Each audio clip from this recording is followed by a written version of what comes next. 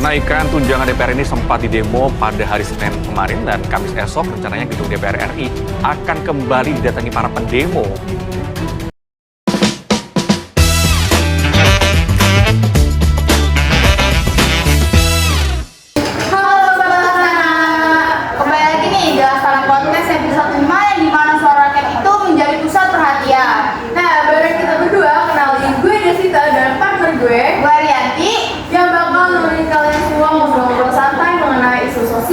Politik dan dinamika masyarakat yang lagi hangat-hangatnya nih.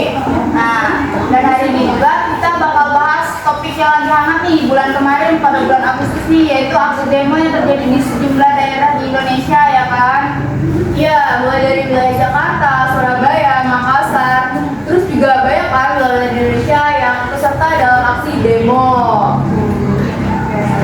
Nah, tapi tenang nih, kita nggak berdua orang nih, kita bakal kedatangan dua orang narasumber, yaitu seorang mahasiswi muda dari Universitas apa?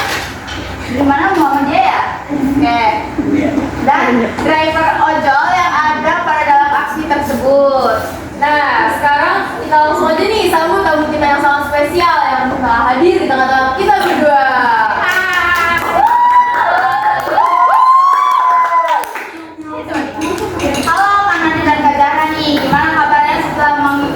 Demo kemarin, alhamdulillah ya masih bertahan hidup setelah aksi bakar kemarin. Oke.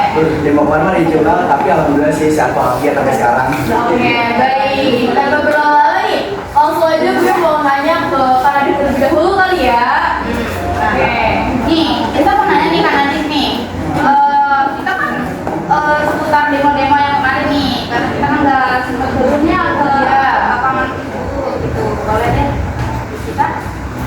Oke, kalau kita boleh tahu kenapa sih rekan-rekan ojol itu serta dalam aksi demo kemarin?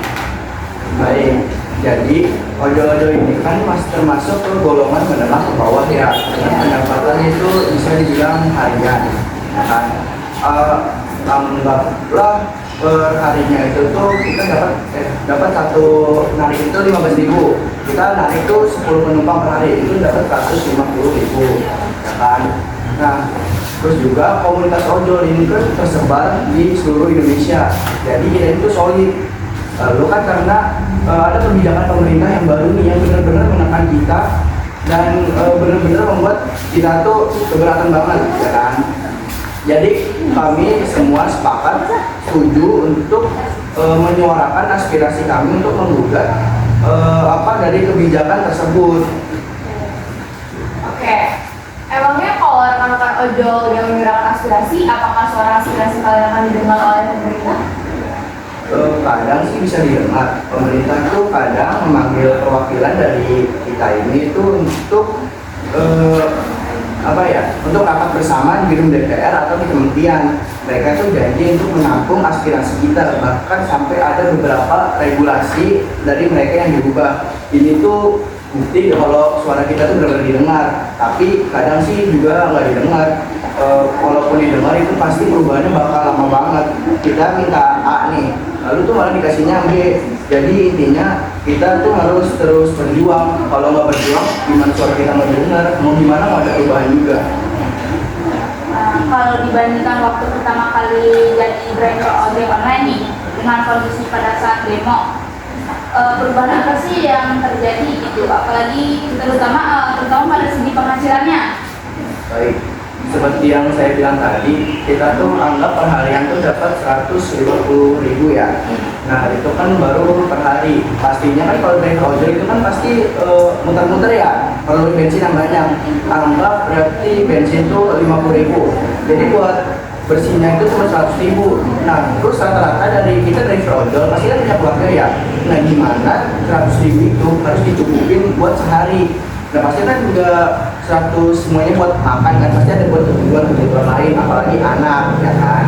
Nah, ada kebijakan pemerintah yang baru ini tuh menaikkan pajak dari kita sekitar berapa persen tuh? Kurang lebih 12% yang kemarin kita ya. Nah, itu kan benar-benar lumayan tinggi banget ya kan? Ya terus dari 100.000 itu per hari, dan terus dari sebulan kan 300.000. 100.000 kali 30 berarti 3 juta ya, sekitar segitu kan. Nah belum pajaknya semakin tinggi, itu gimana biar apa ya penghasilan kita tuh cukup buat makan aja gitu, itu benar-benar kepepet banget. Jadi ya tinggal susah kan. Oke, terus juga perlu kita ketahui ya, gaji ojol kan udah seberapa ya kak? Ya. Terus ditambah lagi aksi demo kemarin nih, yang sangat terjadi gitu kan. Nah menurut Kak Nadif itu penghasilan sama atau berbeda?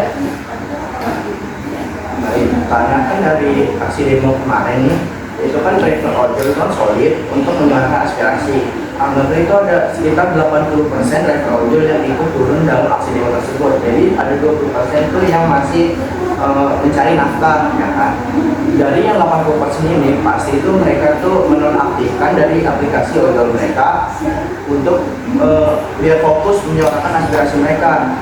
Nah terus yang 20% ini mereka masih fokus untuk mencari nafkah. Jadi kan misalnya nih demo di satu wilayah, anggaplah di DPR ya kan. Apa? Jadi kan di DPR itu kan termasuk zona merah. Nah itu jalan-jalan ditutup tuh. Jadi driver ojol tuh pasti mencari jalan alternatif. Jadi masih bisa walaupun lumayan jauh sih, tapi ya namanya mencari nafkah harus tetap digas. Ya, oke kak. Sekarang kita ke Kak Zahra ya, boleh nih. Nah mungkin sama kayak dari Kak Nadif ya. Saya juga mau nanya seputar demo nih kak. Kan menurut Kak Zahra nih, suara mahasiswa itu benar-benar didengar oleh pemerintah nggak sih ketika kita sudah melakukan aksi demo tersebut? Menurut aku isi ya kak, menurut aku tuh nggak selalu didengar gitu. Kadang sama pemerintah juga itu cuma dianggap ritual tahunan aja, jadi sama mereka juga nggak ditindaklanjutin apa gitu sama pemerintah. Nah terus sebenarnya suara mahasiswa juga tuh punya kekuatan moral, tapi tuh sekarang ini tuh sering diabaikan gitu. Contohnya tuh kayak pas 5 Agustus kemarin, nah itu tuh ada beberapa kebijakan yang berubah kan ya kak, dan ada juga yang tetap jadi kayak walaupun kita udah aksi di jalanan, turun mahasiswa beribu-ribu turun di jalanan, kalau pemerintahnya itu tetap punya apa sih namanya? Punya agenda sendiri. Jadi walaupun kita udah kayak gitu sama aja dia nggak bakalan dengerin, kita cuma dianggap angin lalu gitu.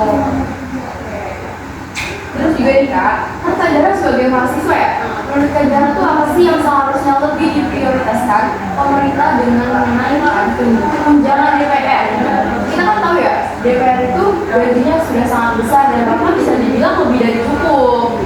Terus juga sementara di Indonesia sendiri kita masih apa ya, mahasiswa itu masih sering melihat timpangan sosial dan ekonomi. Nah, itu menurut Kak Zahra gimana tuh? Nah, menurut aku ya pemerintah itu harusnya tuh lebih ke penanganan kemiskinan, terus kayak pemerataan pendidikan, kesehatan gitu. Ya kita kan tahu ya gaji DPR itu kayaknya harus diturunkan, kayak besar banget gitu ya.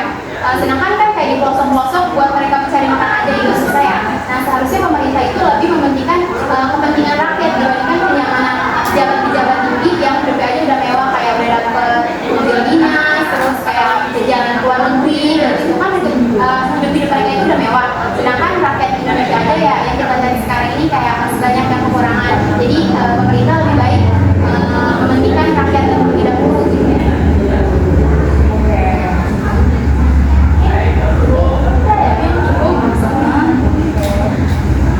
Terima kasih buat Kak Zahra sama Kak Nadif yang udah mau datang ke podcast setelah ini.